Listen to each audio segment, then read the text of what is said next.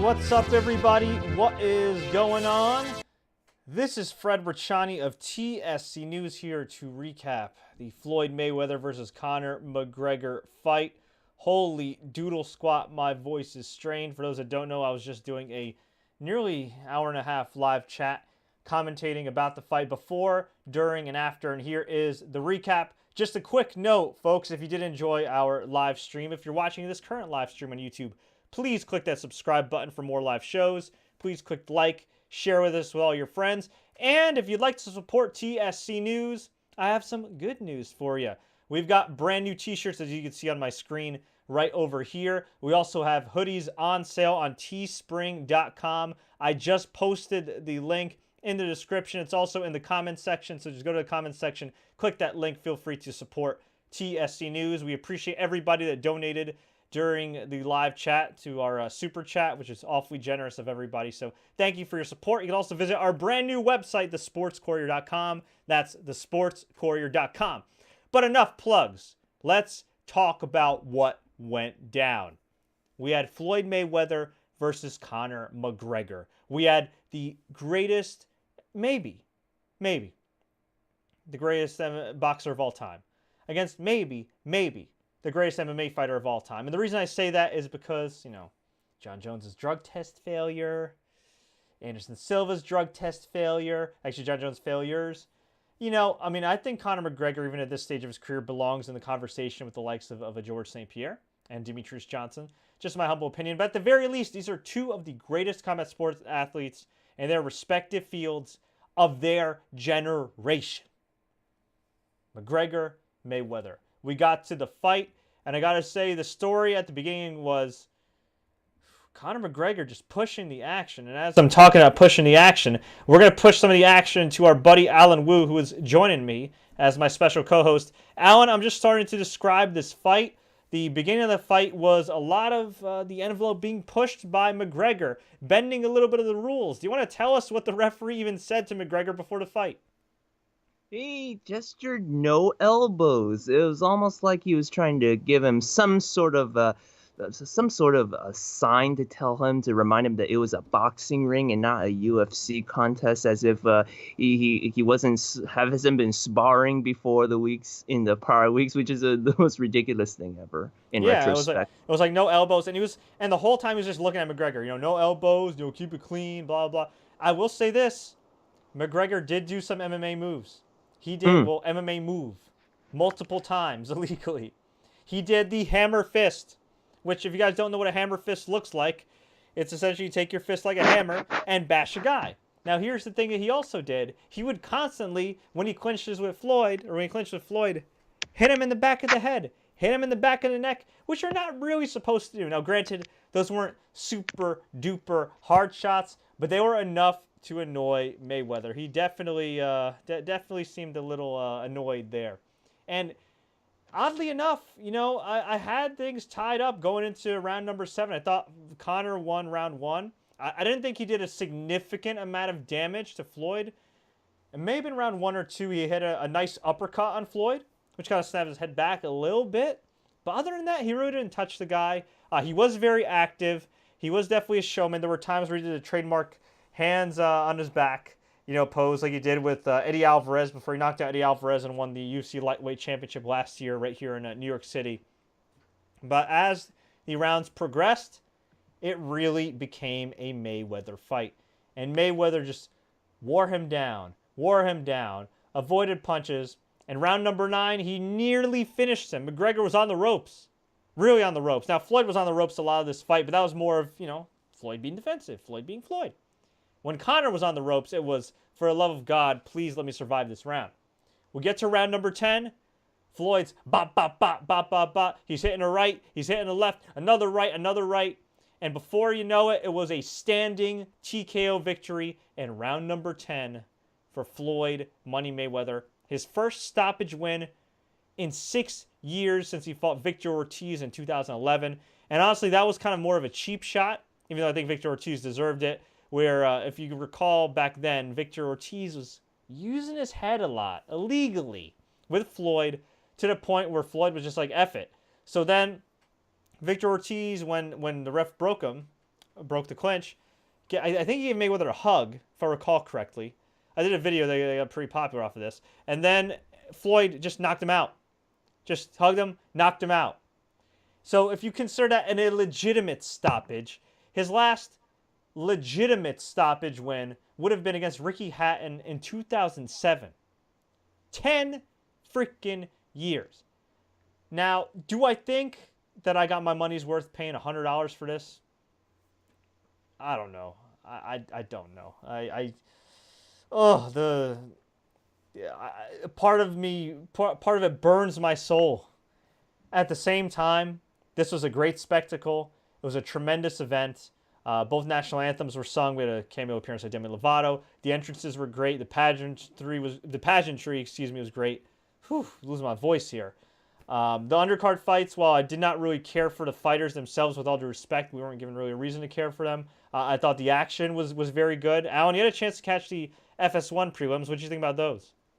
It was quite riveting stuff. It was the fights were really, really intense. They all went the distance. So both of the prelim fights, I'm looking at the names. Borrego versus Heraldez and Delorne versus Yigas.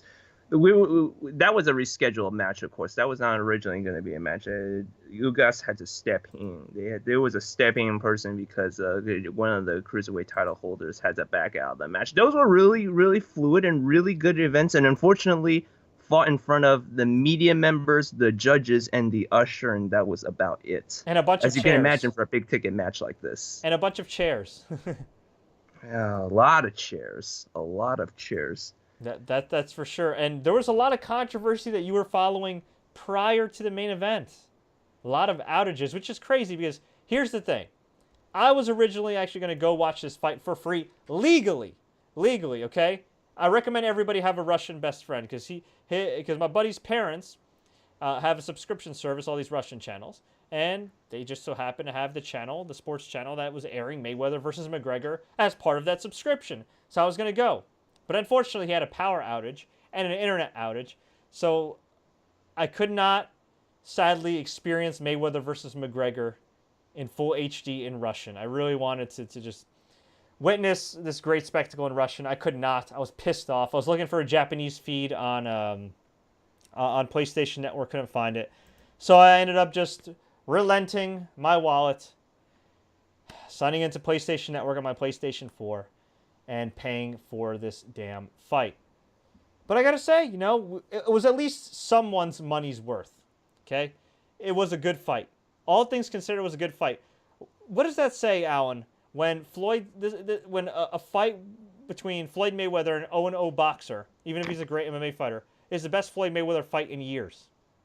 What does that say about Floyd and his style, man? It says he had his hands forced. Yeah, he had to really go out. I mean, Conor is. I don't think Conor McGregor was going to win on just defense and evading shots. He's only trained in boxing, and that's about it. He never really formally he never really formally competed. 0-0. So yeah, I mean, he had some amateur fights, I think, but that's about it. Nothing at the level of this.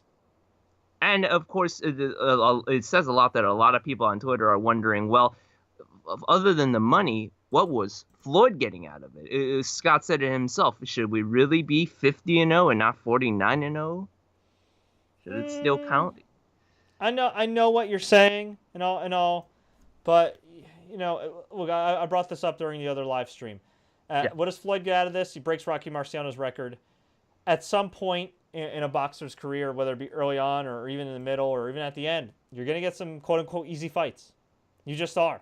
Does that mean they should be erased from your record if it's sanctioned by the Athletic Commission? It's not like this was sanctioned in Texas or in Wyoming, which I don't even think has an Athletic Commission. This was sanctioned in Las Vegas. And yes, it was sanctioned purely for money. You could say purely for greed in some cases.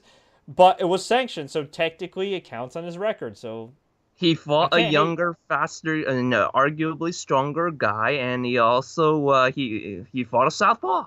Yeah. Fought a southpaw. Everyone thought that was going to be a hindrance. Yeah. He did. So The only other point that I talked to you before we went on the air, Eric Rosenthal, his Twitter is at Eric Sports. Did the ref stop the fight too early? 1,000 votes in.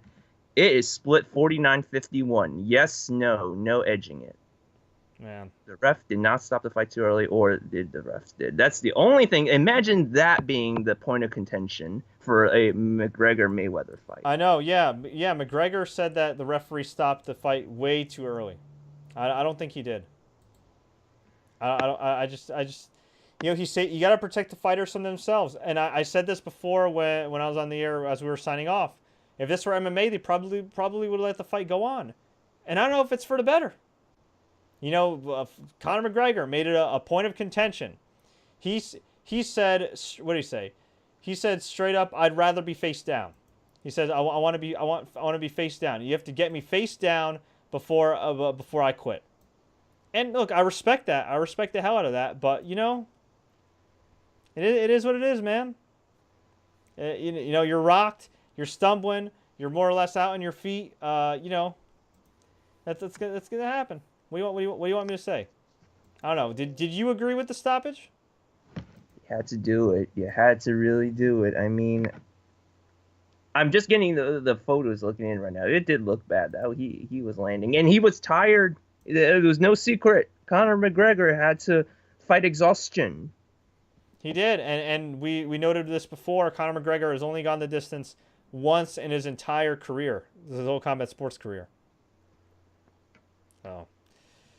Arash Markazi from Twitter has uploaded the official scorecard from the Nevada State Athletic Commission. Looking over the card, at the point it was at round 9, 87-83 for Floyd, 89-82 for Floyd, 89-87, 89-81 for Conor McGregor.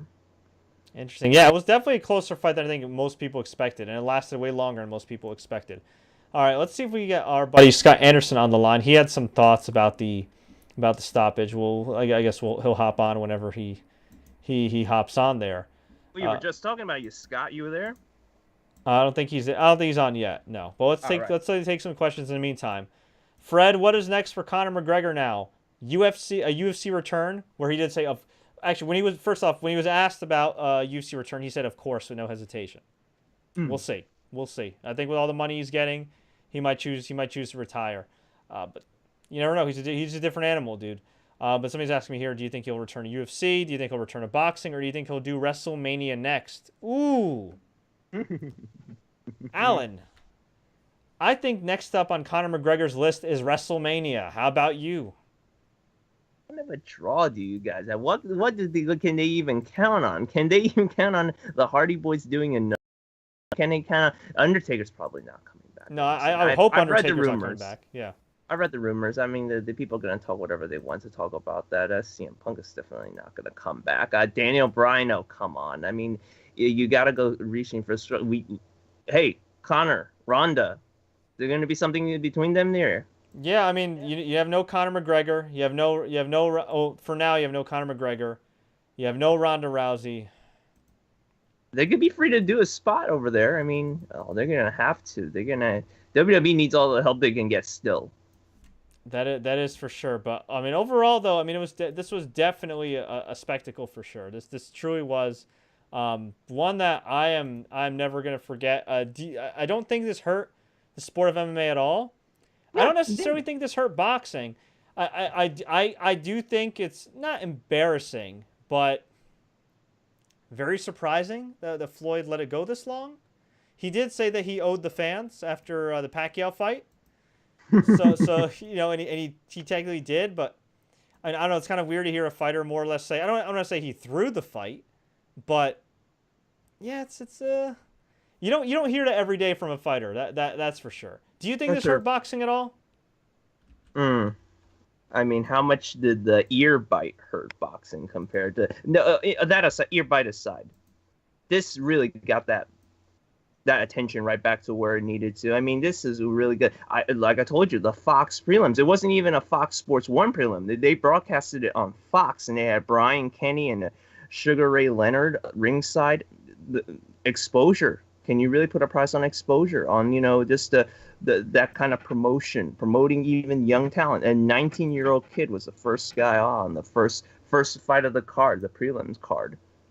Yeah, no, that is true. So I mean, I think there were a lot of eyeballs on boxing, a lot of eyeballs on MMA. We'll see what happens. For anybody that's One asking, party that did lose was whatever streaming yeah. platform did not get. By the way, just real quick for anybody that's wondering, I'll just give you guys the URL right up here. Let me not cover my head with Mhm. it. If you guys want to get the TSC news gear, it's teespring.com/TSC hyphen news hyphen gear. That's teespring.com/TSC dash news dash gear. I know, Alan, I know you already ordered your hoodie and all that jazz. I appreciate the support. I know a lot of people already ordered. Get them while they're hot, but you see right there we have a logo t-shirt. We also have a logo hoodie. We appreciate all the support. I think in closing, overall, this was a great spectacle. Was it worth $100? I don't know. I thought it was a relatively entertaining fight by Floyd Mayweather standards. I thought Conor McGregor definitely raised his stock, showed unbelievable toughness, unbelievable heart. Floyd Mayweather claims he's staying retired. We'll see what he has to say about that. Hopefully, this dude will actually pay his damn taxes. No, seriously, Floyd, pay your taxes. Yep. And yeah, we'll see what happens there. And as far as Conor returning to the UFC, I think he'll return at least one more time. But after that, it's anybody's guess. But folks, I want to hear from you. What you think about Mayweather versus McGregor? What do you think about our live coverage tonight? Did you enjoy it? Did you hate it? Do you have any feedback? Let me know. Leave a comment below. Tweet us, Facebook us, do what you got to do. If you like what you saw, like I said, go to Teespring, purchase the new TSC News t-shirts and hoodies. We have the links available in our description. Also, you can check it out on thesportscourier.com. If you want to follow the podcast, log on to soundcloud.com/TSC News, subscribe to iTunes, or you can just click the subscribe button right here, and you'll be able to get the latest updates anytime, any place, anywhere. And as Alan knows, when there's breaking news, we got you covered through rain, sleet, snow, work, you name it. We got it. Until next time, everybody, woo, as always, enjoy the fights.